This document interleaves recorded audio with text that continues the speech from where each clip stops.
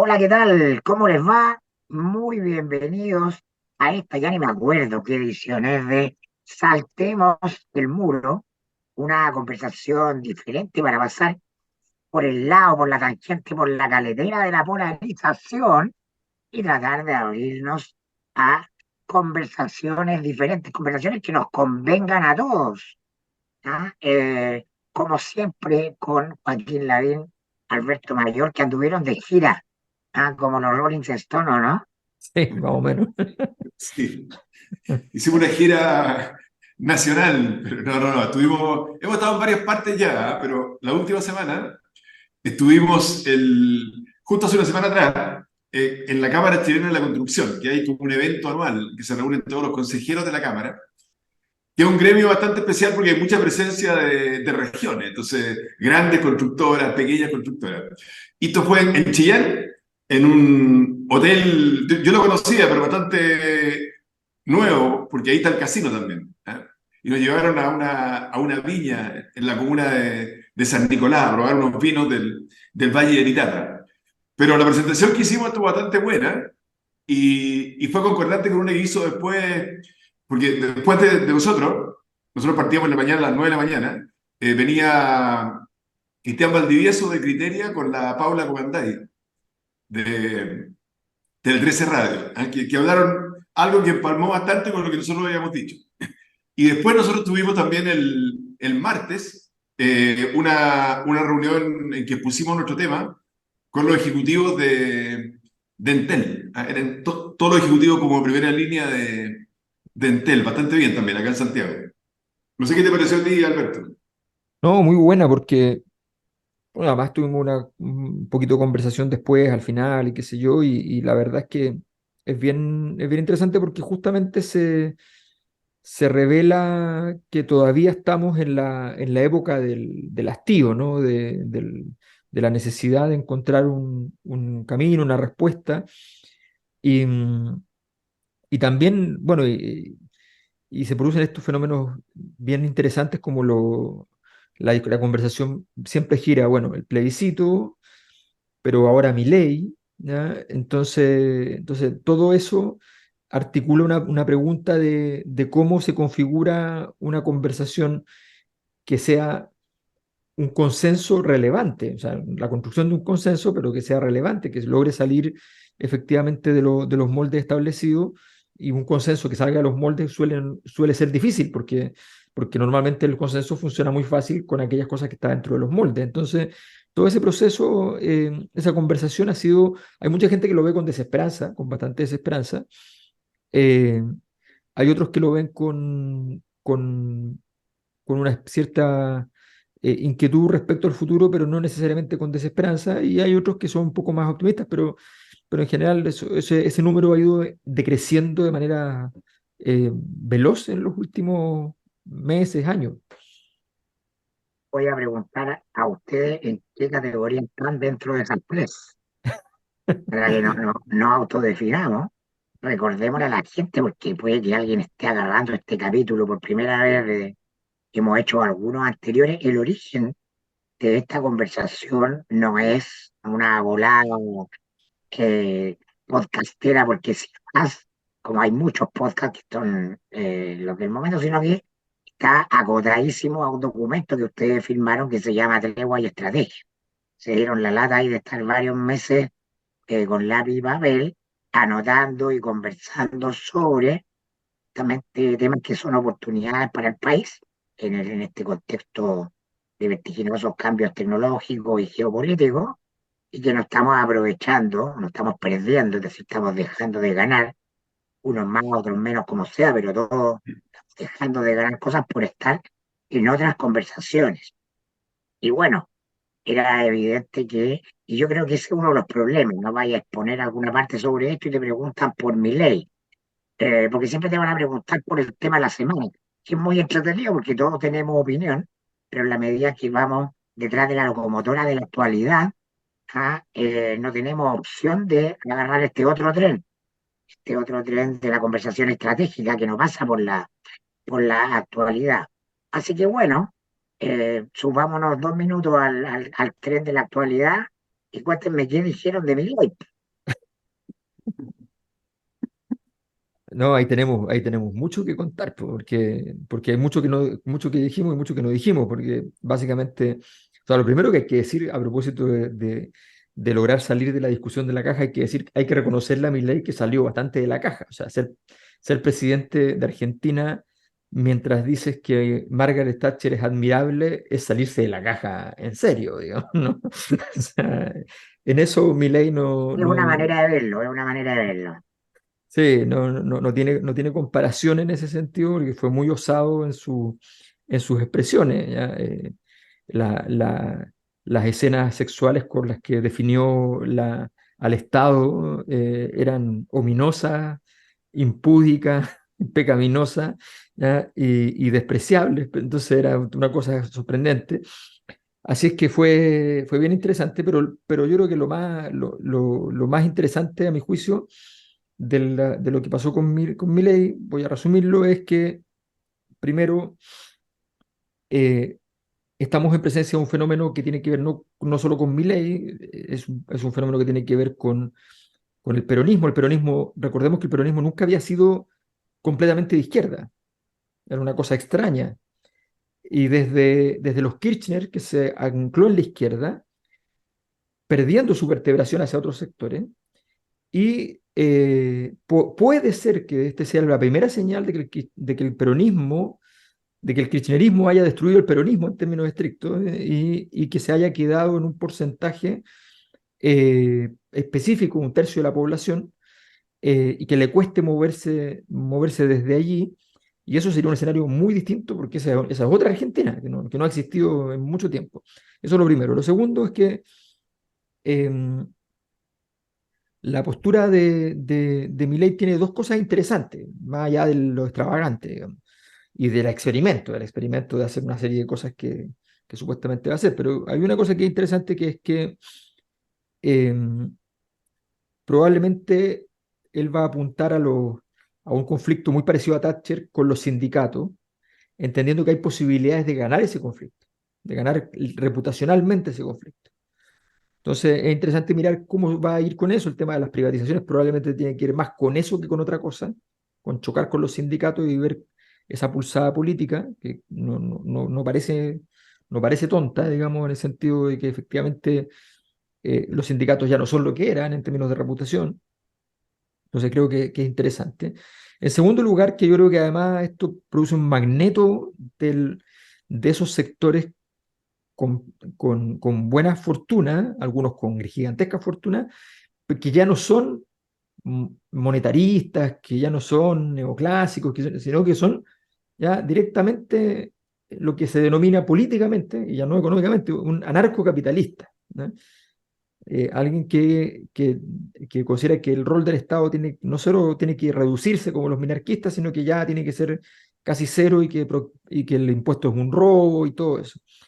Todas esas tesis eh, podrían significar que Argentina se vuelva un símbolo de todos esos grupos y que quieran ayudarlo, apoyarlo.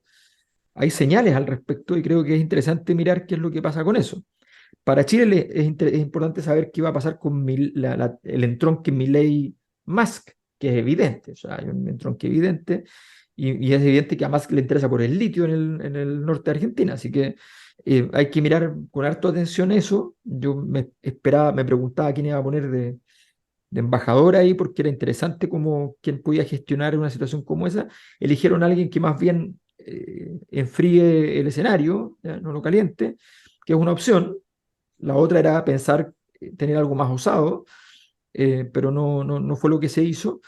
Entonces, todo ese marco, y bueno, y también creo que lo de Milei a nivel internacional incluso, es posible que nos encontremos ante prácticamente la primera vez en la historia. Nosotros siempre hablamos del caso chileno como el caso emblemático a nivel internacional, el caso Thatcher, en menor medida Reagan, porque Reagan era menos político, pero este es un caso muy intenso porque puede ser que estemos en presencia de la primera vez que una visión de libre mercado súper radical, no radical, súper radical, tenga una construcción política asociada. O sea, Una cosa es que tú tengas una visión tecnocrática, que es lo típico que pasa con estas visiones, es más tecnocrática, pero una cuestión bien politizada, bien política, con harto discurso, con harto discurso profético, con mucha densidad política, es algo que podría producirse y eso sería inédito mundialmente. Y por eso lo de Milei es tan interesante. A mí me parece muy fascinante como caso. Oye, yo creo, Ahí, Mirko, porque mi ley viene de tu tribu. oye, Alberto decía que Milei es una persona que salió de la caja. ¿Ah? Obviamente que sí. Ahora hay que recalcar que las cajas o los muros que nosotros queremos saltar no son los mismos en todos los países, digamos. ¿Ah? Cada país tiene su propia cajita, digamos, que tenemos que salir de esa caja. Obviamente que, mirado en términos políticos así en general, Milei es un candidato que sale de la caja. Eso está fuera de toda duda. Para los chilenos, por así decirlo, es una rareza como candidato presidencial. O sea, una persona que es excéntrica, que tiene un look especial, que se viste de una forma especial, que tiene el estilo rockero, digamos, que tiene estos 4 perros clonados que provienen de Conan, ese pastín inglés, digamos. Y lo más divertido es que cada uno de estos perros tiene el nombre de un economista destacado, ya no me acuerdo quién es, pero hay uno que se llama Milton, creo, ¿eh? Por, por Milton Friedman. Tienen 4 nombres, digamos, que son, que son de grandes economistas, digamos, de todos los tiempos. Son Y es una persona que habla con un... ¿Ah? Son Murray, Milton, Robert y Lucas. Exactamente. Ah, ¿Por qué no le claro, han dicho varios de ellos Axel? premios Nobel de Economía, como Robert Lucas, etc. Pero bueno, Ya. obviamente que, y además el tipo de lenguaje, que el lenguaje así, digamos así, desatado y categórico y insultante también, digámoslo así, obviamente que llama mucho la atención desde el punto de vista de la política chilena y es muy argentino, digámoslo así, es muy argentino. Obviamente que se instala dentro de una corriente mundial en que ya habíamos tenido un Trump y quizás lo vamos a tener, habíamos tenido un Bolsonaro, o tenemos, no sé, Giorgia Meloni en Italia, o creo que ganó un holandés de ultraderecha ayer, creo, me pareció haber visto la noticia, no lo he seguido mucho. Entonces, es una corriente internacional, pero tal como dice Alberto, esto está enfatizado en lo económico. ¿Ah? Y en llevar al mercado a todo. Temas como, no sé, pues, venta de órganos, ese tipo de cosas, digamos, que normalmente están como fuera de la discusión, él las pone en la discusión. ¿Ah? Y además ganó, tal como se dijo Alberto, creo, él habló tú hablaste de Margaret Thatcher, pero en el fondo, no solo eso, o sea, no solo dijo, mira, mi ídola, la persona que yo admiro, es quizás la persona más odiada por los argentinos, digamos, ¿ah? Que es Margaret Thatcher por la guerra de las Malvinas, y a la persona que él denostó y cuestionó, debe ser el argentino más querido del mundo, con excepción de Messi, dejó Messi fuera, pero el Papa, ¿ah? Porque te acuerdas que Milei dijo que el Papa era el representante del maligno en la tierra. Y el Papa Francisco debe ser, después de Messi probablemente, el argentino más querido del mundo, digámoslo así. Entonces fue como increíble. Desde el punto de vista de la política tradicional, uno podría decir son autogoles. ¿Ah? Me acuerdo cuando Milei empezó a hablar de Margaret Thatcher, que creo que lo dijo en otro país, lo dijo en Colombia, en una entrevista que estaba dando, en una visita. Personas argentinas me decían a mí, oye, pero esto ya es increíble, o sea, este tipo no puede ganar nunca después de haber dicho una cosa así. Pero sin embargo, pese a todo eso, ganó, digamos, y ganó holgadamente, ¿ah? Lo cual, a mi juicio, refleja nomás, y con esto termino aquí, que el problema de Argentina económico es de magnitud tal, digamos, de magnitud tal, que la gente dice, bueno, aquí estoy perdido, o sea, no tengo vuelta, no me queda otra que, no sé si decir, lanzarme al vacío, no me queda otra que probar otro camino, por muy incierto que sea, por muy complejo que sea, no tiene mayoría en el Congreso, a lo mejor no va a poder hacer, mira, pero la verdad es que estoy tan mal como estoy, que no me queda otra. Yo creo que eso fue un poco lo que pasó, porque en algún minuto ¿te acuerdas las primarias obligatorias y la primera vuelta? Milei ganó la primaria obligatoria, que se llama PASO allá. Paso. Y después de eso, digamos, entró en una situación hacia la baja y resulta que la gente se asustó y Massa salió primero en la primera vuelta. ¿Ah? Entonces, temor a lo que podía pasar con Milei había. Pero finalmente lo que se consolidó fue, oye, en realidad estamos demasiado mal, no podemos seguir así, tenemos 143% de inflación, tenemos 40% de pobreza, tenemos que salir de esta cuestión. Oye, este gallo es el que nos dice que este es el camino, no sabemos cómo es súper incierto, pero ¿sabe qué más? Tomémoslo, porque no hay otra. El camino en que vamos no tiene salida. Eso fue un poco lo que pasó, yo creo. Joaquín, pero es interesante saber qué te parece a ti desde el punto de vista ideológico. Si tú fuiste parte de quizá el grupo político de economistas, de tecnócratas, que tuvieron la única oportunidad en el mundo de aplicar estas políticas tal como venían en el manual, por el contexto de la dictadura y etcétera. Y tuvieron una aplicación, fueron exitosas respecto de su objetivo, podemos ir enormemente en nuestra apreciación del resultado social de eso, pero está en el núcleo duro de este grupo de jóvenes que en los 70 llegaron con este manual, ¿no?, de la economía neoliberal debajo del brazo y le dijeron, bueno, quieren cancha libre, aplíquenla. ¿Qué te parece a ti como político hoy día, ¿no? 40 años después, ese mismo paquete de medidas, esa misma mirada, ¿no?, ideológica, eh, o esa misma receta aplicada a este contexto político de hoy en América Latina? Yo creo, Mirko, que hay cosas parecidas y también hay cosas que son distintas. Chile de ese minuto también venía de una situación de inflación, prácticamente de hiperinflación, gasto público desatado, etcétera. Tiene eso parecido. Cuando las economías están en situaciones así, requieren, digamos, tratamientos de shock, por así decirlo. ¿Ah? O sea, efectivamente, como él dice, el gradualismo no sirve porque es muy lento. ¿Ah? De alguna forma, Macri trató de gobernar el país así y finalmente, claro, pasó su gobierno, no pasaron muchas cosas. Digo. Si tú quieres de verdad cortar la inflación, tú vas a tener que reducir el gasto público en Argentina, eso es definitivo. ¿Ah? Y eso tú no lo puedes hacer 1% al mes, 2% al mes, digamos, porque te va a demorar años y la gente al final se va a desilusionar. Tienes que hacerlo con un tratamiento fuerte. Ahora, es muy distinto eso, el Chile del 80, Pinochet, gobierno militar, que Argentina, democracia, sindicatos, partidos políticos, congresos, leyes, es muy distinto. Obviamente que para mi ley es mucho más complejo hacer esto que lo que ocurrió en Chile en la década del 80.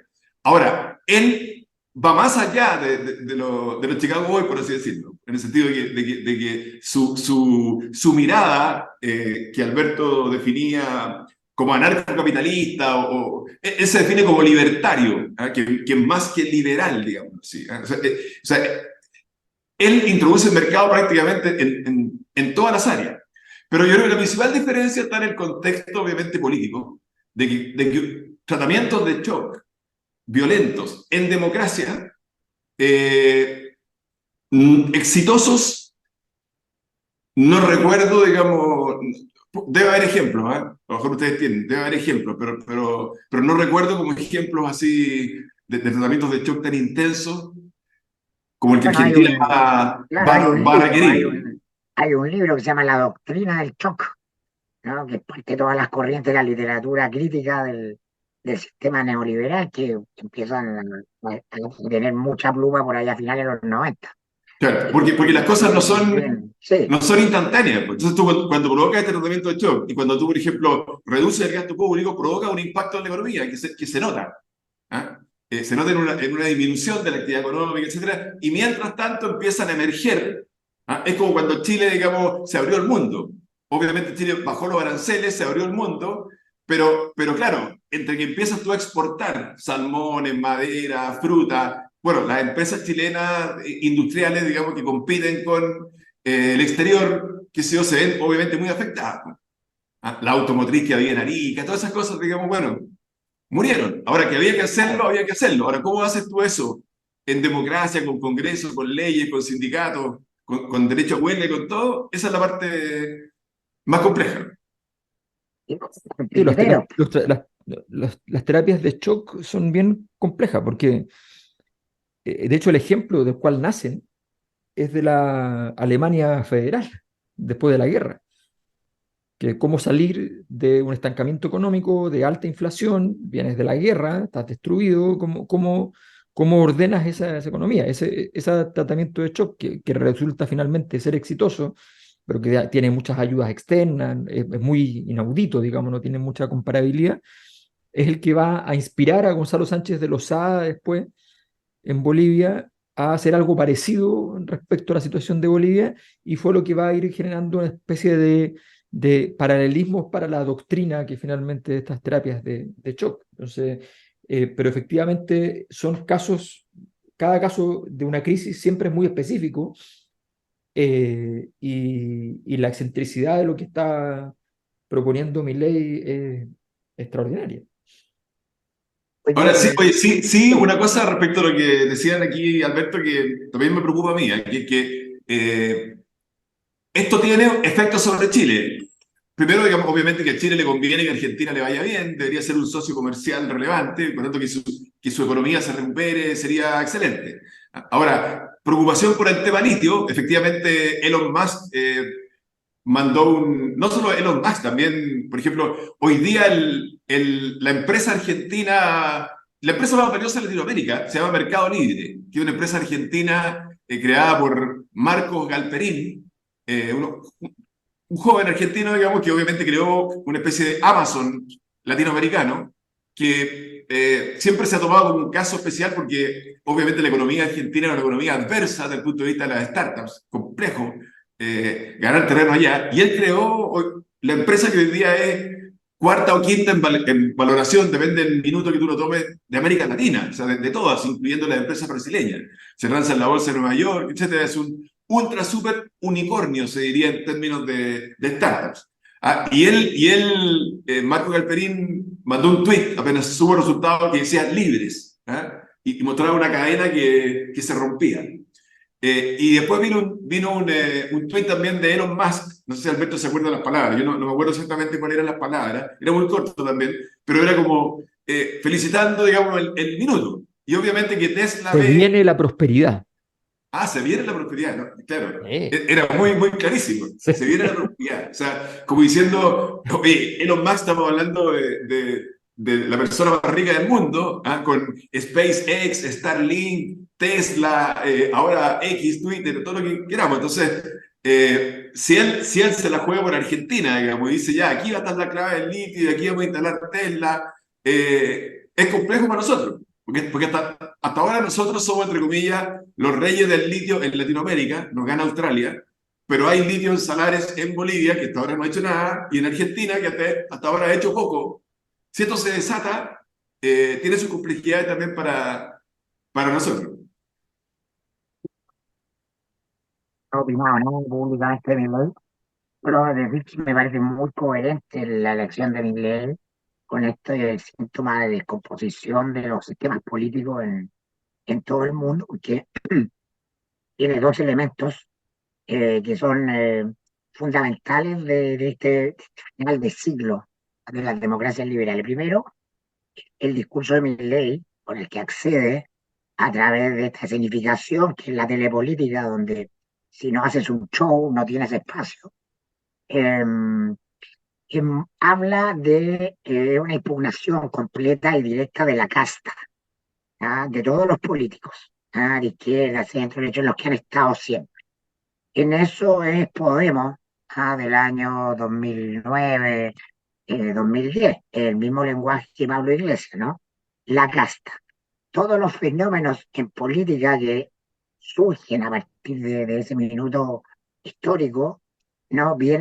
Los exitosos vienen a impugnar el sistema político tradicional, ¿no? Ya hablan de la elite política, de la casta, de la clase política, denostan a los políticos, ¿no? Trump, el que más, ¿no? Y todo con un lenguaje performático, ¿no? Ejemplo en Chile han sido Marginales, Pamela Giles, Franco Parisi, hasta ahora. Sospecho que van a aparecer más. Y otro síntoma, bueno, vienen a impugnar a la política, pero van a gestionar o entrar al sistema que es el sistema político. Entonces, a poco andar chocan a su discurso de campaña con lo que les toca hacer en la realidad. Yo diría que Oye, una cosa, sí, Mirko, y por también favor, tiene que asociarse con una parte de, entre comillas, la casta, como tienen el que caso comer caca, Macri, tienen que Patricia comer Bullrich. caca, claro, ¿no? Es lo que le pasó a Boric y el Frente Amplio también, ¿no?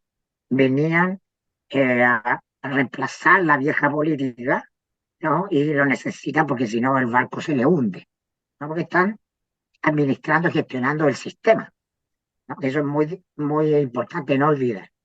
Y lo otro, a mi juicio, es que la descomposición y decadencia de las ideologías del siglo XX como grandes marcos estructurantes de relatos, ¿no? Excluyentes unos del otro, la izquierda, la derecha, el Estado, el mercado, etcétera, adquiere su estado más radical. Entonces, la hiperradicalización ideológica, que a mi juicio es bien caricaturesca, ¿no? Es justamente es síntoma de que el sistema, la lógica izquierda-derecha está podrida, porque eh, la realidad te va mostrando, le va mostrando a cualquier eh, mediano observador que no se puede aplicar una receta de manual. Ideología es, ¿no? Decir, estas son mis ideas y la realidad se va a adecuar a las ideas, ¿no? Cuando los mínimos de experiencia te van indicando en todos los ámbitos que las ideas solo se pueden ir aplicando por cuentagotas a la realidad que siempre es muy compleja. Pero entre lo que tú piensas y transformar la realidad, la cosa no es tan fácil. Por eso creo que el presidente Boric dijo el otro día algo así, que, no sé, digo otra cosa con guitarra. ¿Ah? Entonces, vamos a ver qué pasa ahora con Milei y con la guitarra. Hay cosas que a mí me parecen obvias de lo que está diciendo, lleva 2 días, digamos, diciendo cosas después de la elección. Por ejemplo, está diciendo, ¿qué gasto público vamos a cortar? Vamos a cortar el gasto público de las obras públicas. Porque recordemos además que Argentina tiene una complejidad adicional respecto a Chile, que es un país federal, en el sentido entonces que el gobierno tiene que lidiar con los gobiernos regionales, que aquí Chile no es Chile un país unitario, tiene gobernadores, pero en realidad los gobernadores no tienen poder, por así decirlo. En Argentina sí, y además son feudos políticos, económicos, todo. O sea, los Kirchner partieron en Santa Cruz, esa fue su provincia. O sea, los gobernadores son muy importantes en Argentina, y después de los gobernadores vienen los alcaldes, que allá son llamados intendentes. Entonces, lo primero que dijo ayer es, ¿cómo vamos a reducir el gasto público? Por ejemplo, le vamos a decir a los gobernadores, no hay plata para obras públicas. Y a los alcaldes también. ¿Cómo no hay plata? No, no hay plata. Y si esta obra está inconclusa, bueno, que ellos vean cómo la van a terminar. Algo así la entendí. Y ahí se refirió entonces a la fórmula de concesiones a la chilena. O sea, la vamos a hacer, ¿cómo vamos a hacer las obras públicas? Dijo, las vamos a hacer a la chilena. ¿Y a qué se refiere eso? Se refiere a que tiene que reemplazar ahí gasto público por inversión privada. O sea, en el fondo es, por así decirlo, concesionar la carretera, el puerto, el aeropuerto, las cárceles, los hospitales. En ese sentido, bueno, es lógico si uno quiere reducir el gasto público, ¿dónde puedo hacerlo? Lo puedo hacer ahí. Y el otro gran forado del gasto público, además del número de ministerio y todo eso, pero son las empresas públicas. O sea, leí ayer algo así como que a Aerolíneas Argentinas, Argentina le tenía que pasar, el gobierno argentino tenía que pasarle más de $1 millón al día, 1,3 millones de dólares al día, para, no sé, un déficit del tipo $500 millones al año. Entonces, claro, esa cuestión no resiste. Ahora, él hablaba de privatizarla. Vamos a ver, ahí hay fórmula y fórmula. Después ha hablado de una cooperativa, pasárselo a los trabajadores de la empresa o a los colaboradores de la empresa para formar una cooperativa. Hay diferentes fórmulas en que obviamente se va a enfrentar con los sindicatos, pero tal como dice Alberto, los sindicatos están, por así decirlo, muy de capa caída en términos de capital político, porque la gente sabe, digamos, que de alguna forma usufructuaron de muchas preventas durante las últimas décadas. Pero bueno, cambiémonos de trenes, vámonos al tren de los temas, no de hecho, de los temas de consenso, eh, porque me imagino que acá todos entendemos que las cosas de las que queremos hablar, ninguna de ellas está dentro de las recetas de shock, ninguna se puede aplicar en la lógica de recetas de shock o no. No, mira, hay una cosa, hay una cosa. Yo le he preguntado a gente estos días, así por preguntarle, digo, ¿qué necesita Chile? ¿Un Bukele o un Milei? Entonces, la gente tiende a decir, bueno, capaz que en algunos años más van a pedir las dos cosas, digamos. ¿Ah? No sé, ojalá que no, Sí, bueno, yo creo que pero la gente sí, tiende a decir que quiere un Bukele, ¿ah? que es Más que un un... Milei. Y obviamente porque el dolor, entre comillas, más importante hoy día es la seguridad. ¿Ah? Y ahí como que la gente valida hoy día una terapia Sí, de shock, digamos. ¿Ah? O sea, si alguien dice, aquí hay que construir más cárceles, aquí hay que expulsar inmigrantes, que hay que hacer esto, la gente dice, sí, eso es lo que hay que hacer. En lo otro todavía menos, la economía chilena está estancada, obviamente no es Argentina, no hay hiperinflación, pero bueno, hay que mirar con respeto los fenómenos. Pero para hablar de regar el desierto, de la vecina verde, del hidrógeno verde, de posibilidades de salar, ¿caben o no caben las doctrinas de shock, muchachos? no, yo creo a ver, hay varias tesis de cómo se construye o se organiza una sociedad, cómo se interviene una sociedad, cómo se modifica la historia. Eh, una de las tesis dice que tú tienes que ir con la transformación, llegar con una vanguardia fuerte y resistir el golpe en contra, pero hay que ir con todo.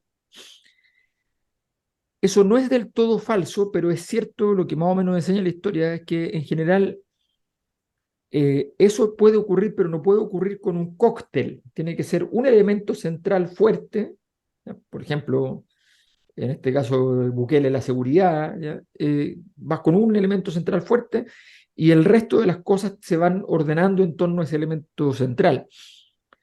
Eh, es cierto que es difícil pensar que uno va a hacer una transformación importante sin intensidad. Esto requiere una intensidad, y requiere chocar, va a chocar con cosas. Eso, una transformación relevante no va a ser inocua en conflicto. Eh, Sin embargo, tengo la impresión de que la pregunta es, ¿qué es aquello que tú vas a intensificar y cuál es el shock que quieres producir?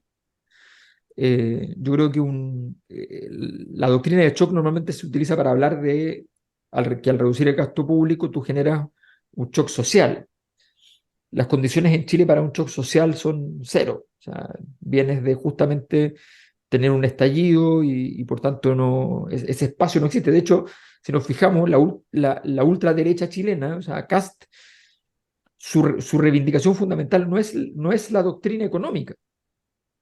¿Ya? De hecho, probablemente ese es su falta de flexibilidad en ese tema es un pasivo de Kast, no es un activo.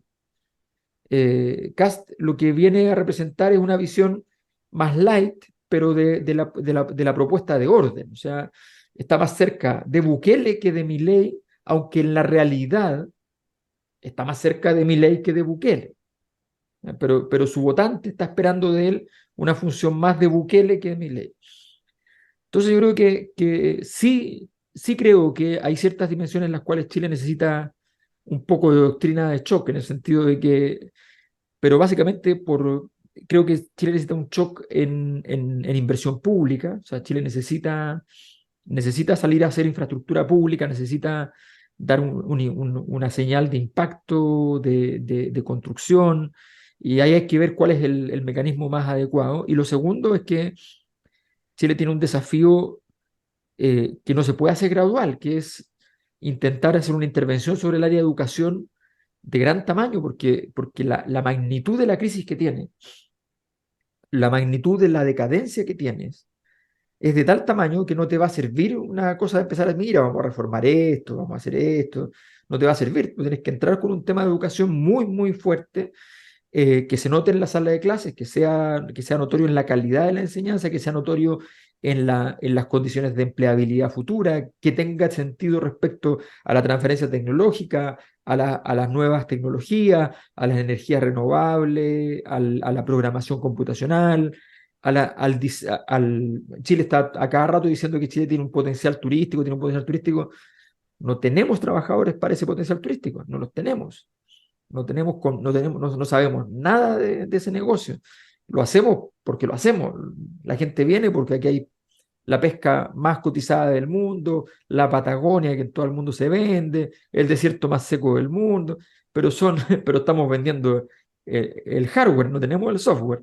Entonces todo eso requiere que hay un corazón ahí en educación que es fundamental. Y ahí es donde yo creo que yo estaría plenamente disponible para entrar con todo y no y tener una visión muy intensa al respecto. Oye, Mirko, en lo que tú dices del hidrógeno verde y la desalación, el punto clave aquí es que tú tienes que construir, eh, voy a irme al Evangelio, y tienes que construir sobre roca. ¿Ah? O sea, tienes que construir, digamos, sobre cosas en que realmente tienes tus ventajas comparativas. ¿Ah? O sea, si yo digo, Chile voy a desarrollar la industria automotriz, yo te voy a decir, oye, pero ¿qué? Si tú no tienes ninguna ventaja en realidad como para desarrollar la industria automotriz en Chile. Quedas lejos, mira lo que va a costar llevar los autos a los grandes mercados que Estados Unidos, Europa, China. No es esa la industria. Pero ¿qué pasa con el hidrógeno verde, por ejemplo? Pasa que se juntan dos cosas. Uno, Chile tiene una ventaja comparativa espectacular porque el gran costo de producir hidrógeno verde es la energía, porque se produce separando el oxígeno del hidrógeno en la molécula del agua, con energía. Y si tú tienes energía barata y verde, bueno, vas a tener una ventaja competitiva en la producción de hidrógeno verde. Y eso se da en diferentes lugares de Chile, pero esencialmente se da en la Patagonia, porque tiene energía eólica muy barata, porque tiene mucho viento. Entonces tú estás construyendo una industria que son miles de millones de dólares. Piensa tú que la empresa que hoy día está instalada en Magallanes y que está produciendo ya hidrógeno verde y benzina verde, que se llama Consorcio HIF, Highly Innovative Fuels, habla de invertir 35.000 millones de dólares. ¿Ah? O sea, por eso se habla de que Magallanes puede ser la capital mundial del hidrógeno verde, pero porque tiene la base sólida, que es que tiene viento muy fuerte y, por tanto, y muy constante y por tanto energía eólica barata. Y eso se junta con que el mundo está demandando esto porque el mundo quiere energía verde por el calentamiento global, porque se quiere descarbonizar. Entonces estamos como en un momento especial. Ahora, esto requiere, no sé si usar la palabra de terapia de shock u otra, pero efectivamente requiere una aceleración. ¿Ah? O sea, requiere que Chile se ponga de las pilas, digámoslo así, partiendo por el gobierno. ¿Por qué? Porque ser los primeros aquí es muy relevante. Ser los primeros. Estuve con personas ligadas a la industria del hidrógeno verde el día martes, después de nuestra reunión. Y ellos me decían, aquí es muy importante ser los primeros, son inversiones grandes.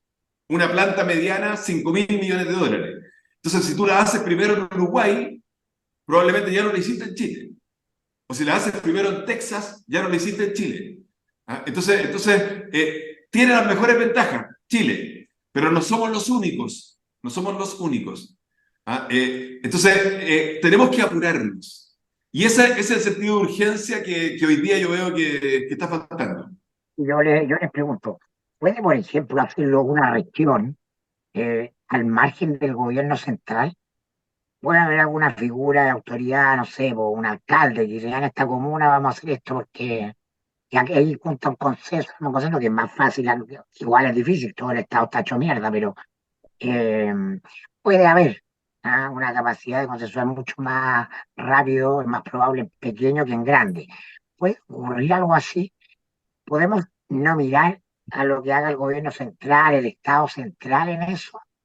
Mira, es difícil, ¿ah? Es difícil, se puede, por supuesto, pero es muy difícil y hay que decir que todas las cosas tienen sus complejidades. O sea, cada vez que pasa un caso como el que está pasando ahora en Algarrobo, por ejemplo, tú tienes un problema porque vienen todas las medidas así como, no, tenemos que regularizar esto, entonces al final se rigidiza, y los alcaldes tienen menos posibilidad. Entonces los alcaldes tienen lleno de fondos que, no, que les llegan, que dicen un ítem general, pero viene con elementos asociados, viene así como, llegó esta plata, viene para seguridad. Ah, genial, seguridad. Sí, pero no es para seguridad lo que usted diga, es para comprar drones.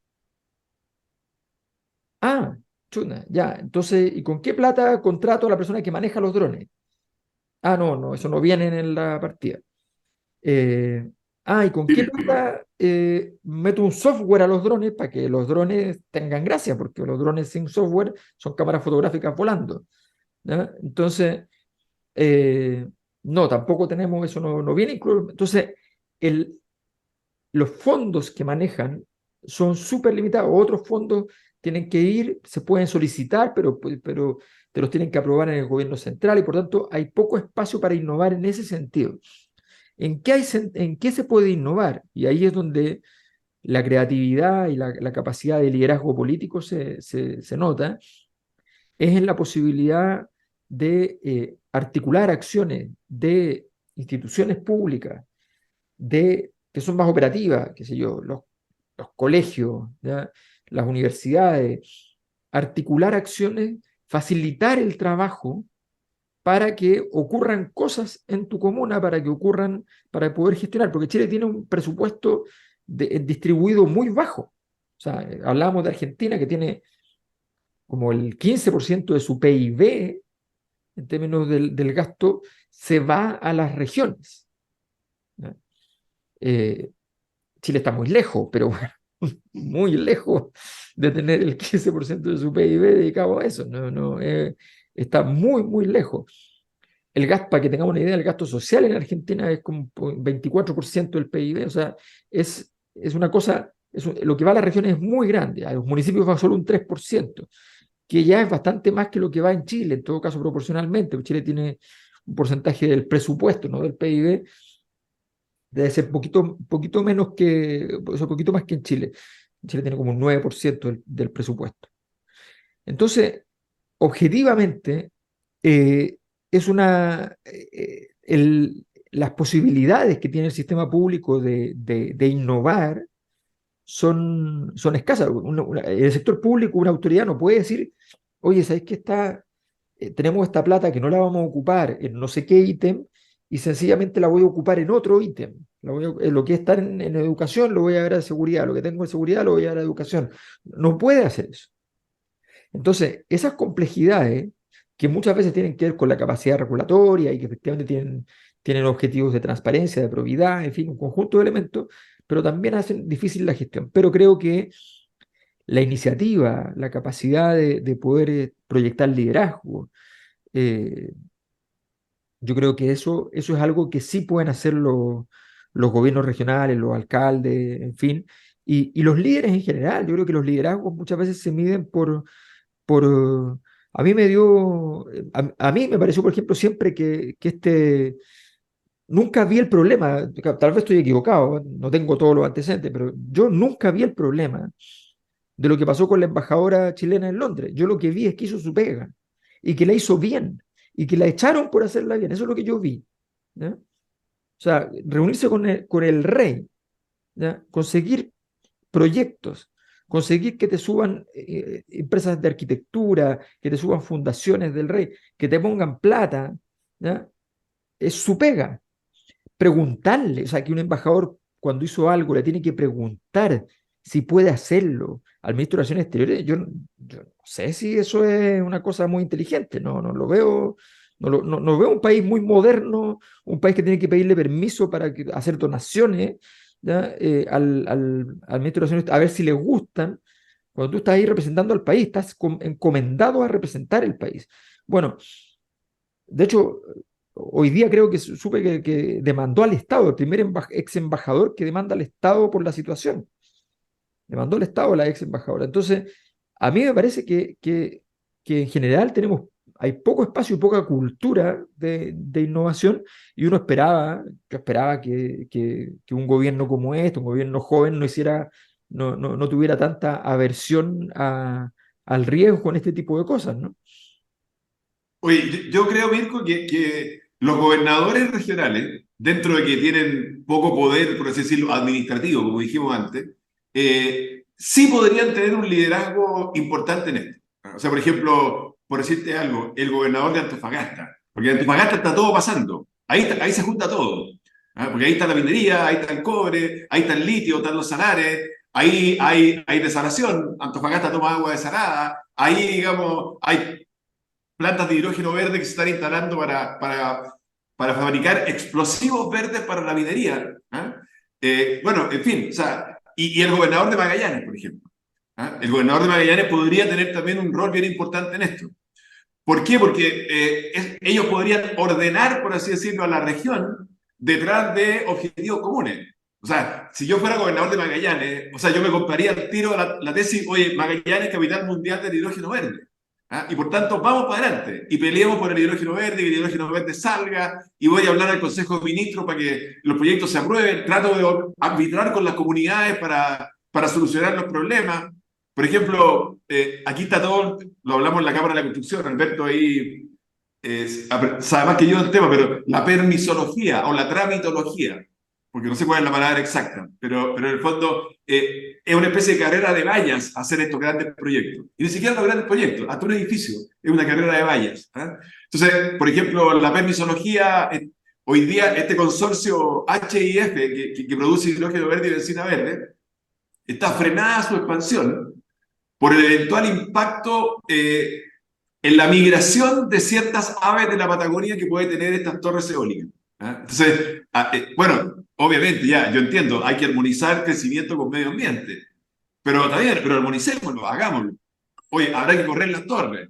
O a lo mejor es verdad lo que dicen las empresas, que en muchas películas que las aves cuando llegan a las torres pasan por el lado, no sé, pero ¿cómo no va a tener una solución eso?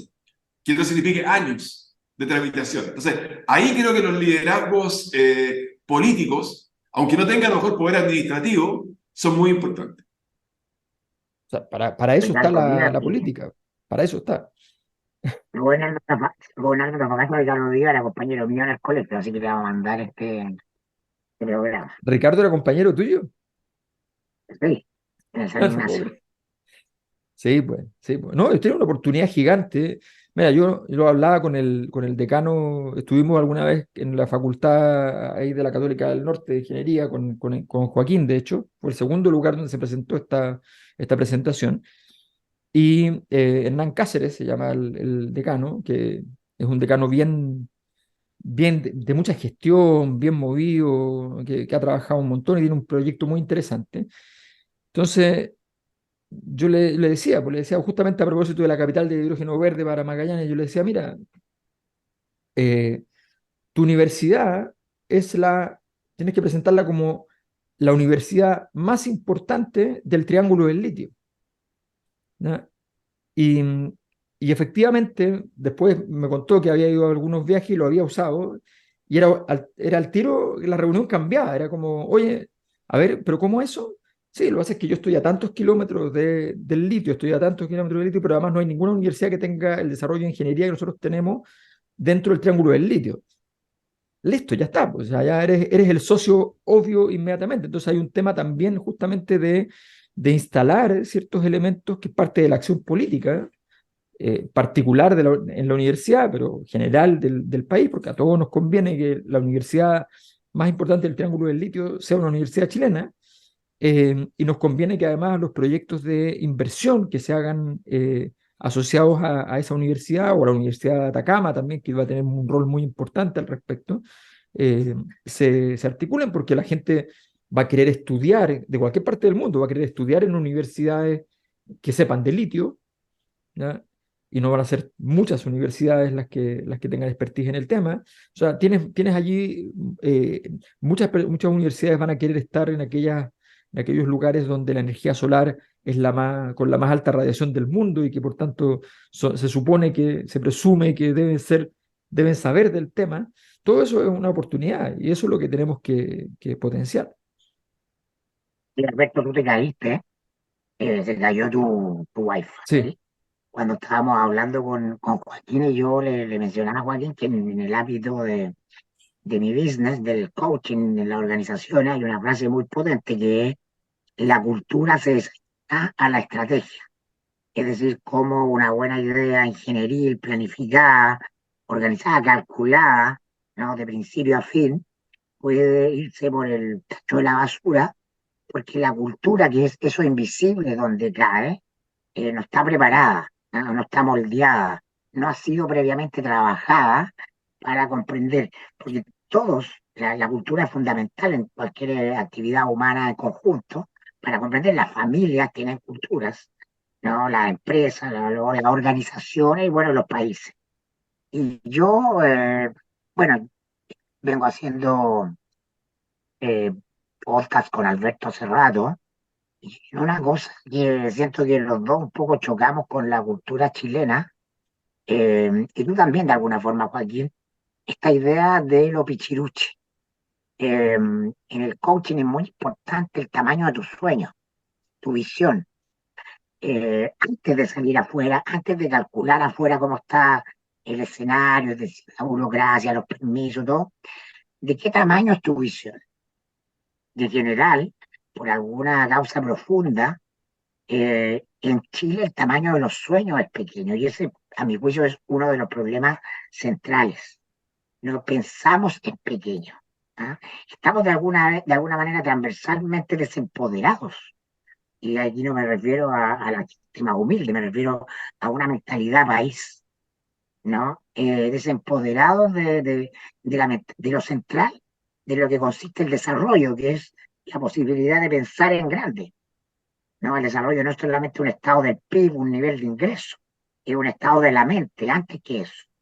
Alguien que vio, imaginó algo, una empresa, un objetivo colectivo, una fundación, una cuestión altruista, lo que sea, pero lo imaginó en grande.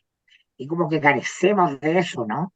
Donde uno vaya, donde uno inicia una conversación, la gente te mira raro si tú dices, mira, que hay una oportunidad para que esta cuestión sea atómica por esto y por esto otro. Entonces, compartir un sueño de grandeza es lo primero, y creo que ahí hay un trabajo que es previo a la política, o que es previo al hacer un programa de gobierno, al estar dispuesto a conversar de cosas que nos unen. Hay que cambiar algo en la cultura chilena, ¿no? Que está muy instalada siempre en la mediocridad. Y no digo mediocridad en términos peyorativos, sino que hablo de esta cosa que es con sí, con sa, ni mucho ni muy poco. O no, porque ustedes tienen la tremenda experiencia, sobre todo tú, Joaquín, como alcalde, de sentir eso, ¿no? Absolutamente. O sea, a mí siempre me ha gustado esto, obviamente, de salir de la caja, innovar, desafiar, provocar de alguna manera. El sector público es la antítesis de eso. Siempre la primera palabra del sector público cuando tú quieres hacer algo es no se puede, no se puede, no se puede, no se puede. Oye, acá no se puede. Entonces, en el fondo tú tienes que, si tú quieres realmente hacerlo, tienes que como golpear el muro, para seguir con la nomenclatura de este podcast, golpear el muro hasta que el muro se caiga, digamos. Obviamente, y eso requiere un esfuerzo y un liderazgo. Y las personas se van cansando, entonces el realismo, entre comillas, realismo, que es lo contrario casi del gran sueño que dices tú, el realismo se va como imponiendo y bueno, la realidad te va llevando a una situación de que dices, ya, bueno, está bueno esto, ¿qué vamos a hacer? Pero en realidad lo que hay que hacer y lo que se necesita son líderes que inspiren y que hagan que Chile sueñe en grande. Y hoy día, además, este sueño tiene sustento. O sea, ¿qué sueño más bonito, por ejemplo, para un presidente como Gabriel Boric? que decir, oye, Chile es el país que desde el sur del mundo va a salvar al planeta del calentamiento global. Lo va a salvar. Sí, porque le va a mandar justo lo que el planeta necesita. Quiere cobre, yo le doy. Quiere litio, yo le doy. Quiere energía solar, la mejor del mundo. Quiere energía eólica, la mejor del mundo. Quiere combustible verde, hidrógeno verde, yo se lo vendo, benzina verde. Aquí está. O sea, es un relato espectacular. Y mientras tanto transforma tu economía en economía verde.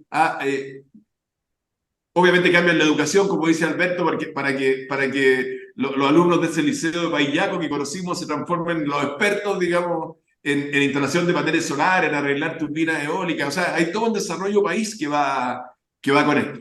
Pero se requieren sueños grandes e inspiradores y compartidos, y tratar de que estos sueños sean compartidos. ¿No será que hay una cosa de que un pesimismo, un negativismo de que los sueños terminan en tragedia en Chile? ¿También? Sí, ¿O pues, no? sí, obviamente Chile es un país que ha Yo lo que sido... estoy llevando para el lado de la psicoterapia, ¿no?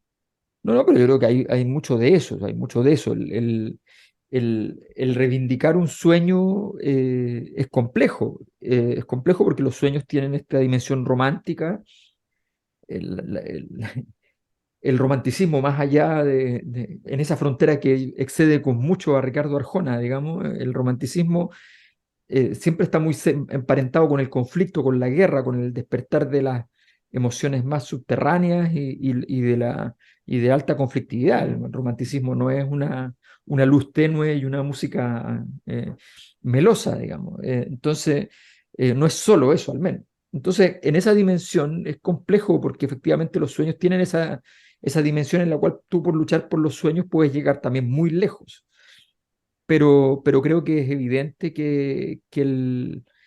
que en Chile y en bueno, en muchas partes, pero hay que ser capaz de reivindicarlo. Y a mí siempre me ha parecido muy sorprendente cuando Vladimir Putin, que aunque mucha gente izquierda no lo sepa, es de derecha, ¿no? Eh, cuando Vladimir Putin, que siempre ha sido muy crítico de la revolución bolchevique, siempre ha dicho que fue un gran error. Sin embargo, cada vez que un extranjero criticaba a la revolución bolchevique y a la Unión Soviética, él siempre decía lo siguiente, decía, sí, pero momento, eh, somos el único país en el mundo que fue capaz de avanzar hacia ese sueño. Y ese sueño, error o no, ¿ya? Somos el único país que pudo sostener ese sueño 70 años. ¿Ya? Y que es un sueño espectacular, que es el sueño más hermoso de la historia, que es la posibilidad de que se construya las mayores condiciones de igualdad. Entonces, dice, se cometieron muchos errores, pero yo reivindico ese sueño. ¿Ya? ¿Por qué? Porque él entiende que también él viene a proponer un nuevo sueño, que es el viejo sueño, que es de volver al imperio. Y cuando Estados Unidos y Europa, su estrategia, dicen aislemos a Rusia, dicen matémosle el último sueño que tienen los rusos, que es el sueño de seguir siendo relevantes, más allá de la caída de la Unión Soviética, más allá de todo, seguir siendo un pilar relevante geopolítico. Cuando tú les sacaste eso, los tipos te dijeron, ok, con Occidente nada, y ahora yo voy a hacer lo que sea, y voy a estar de socio con quien sea, con tal de poder volver a tener ese sueño. Entonces, esa capacidad de entender el peso de la energía de esas ilusiones, de esos sueños, de esos grandes desafíos en los que se embarcan las personas, los grupos, los países, los partidos, qué sé yo, lo que sea, yo creo que es muy, muy importante de entender. Eh, y creo que a nosotros como país, después de este sueño que era bien, tenía poco peso, ¿ah? Pero este sueño del jaguar, después el país OCDE, después el país que iba a ser desarrollado, ese sueño no alcanzaba a ser sueño, era como, tenía un poquito de arribismo más que nada, ¿no? Entonces, no alcanzaba a tener un sueño bien completo, que uno dijera, me imagino un Chile en todas estas cosas. Yo me imaginaba a mi familia mejor, punto, nada más. Pero ese sueño que se haya perdido ya es una señal muy, muy terrible, porque ese sueño que era todavía muy sencillo, no alcanzó no solamente a realizarse, sino que además no alcanzó a tener densidad y hoy día no estamos hablando mucho de los sueños. Un poco esta presentación trata de decir, oye, existen condiciones para seguir soñando en un país desarrollado, pero desarrollado ahora con este discurso de un país verde, qué sé yo, pero en general eso es algo que está muy fuera de la conversación. Pasamos del país de los sueños al país de, en la medida de lo posible, de Don Pato Elwin, pues, Mirko. Uh, uh, Entonces, hay Bueno, fuertes que declaraciones, compatibilizar. para- fuertes declaraciones. oye, pero para justamente hacer el círculo y cerrar con nuestros hermanos argentinos, que podremos criticarle muchas cosas, pero no la falta de sueños, ni No, la falta de sentido de grandeza. así Así es. es. No, no, eso indiscutido, indiscutido. Así Siempre que, lo han tenido los argentinos, ¿eh? Y ahora lo está diciendo Milei. Vamos a y volver la, a ser la potencia mundial que fuimos. y la razón por la que probablemente ganó finalmente es porque al frente no hubo nadie con un sueño, porque finalmente el sueño del peronismo, el mito peronista, no estuvo al frente estuvo No, nos quitó el miedo. claro, claro. Claro. Entonces fueron a jugar cuando Argentina es probablemente el único país del mundo que puede votar sin miedo. O sea, los argentinos, el único país del mundo donde la palabra bárbaro es positiva es Argentina. Entonces, el miedo no es algo que ellos lo lleven muy dentro, eso está claro. Oye, bueno, con esta invitación a reconectarnos con los sueños, mira que terminamos bonito y ya estamos para... No sé si el próximo podcast podemos invitar a Pilar Sordo o algo así. Así que vamos, a ver si nos vemos la próxima semana. Gracias Alberto, gracias Joaquín Muchas Gracias a y gracias. gracias a ustedes, ¿eh? ustedes que nos siguen. Chao, Nos chao. vemos. Chao, chao. Nos vemos. Chao.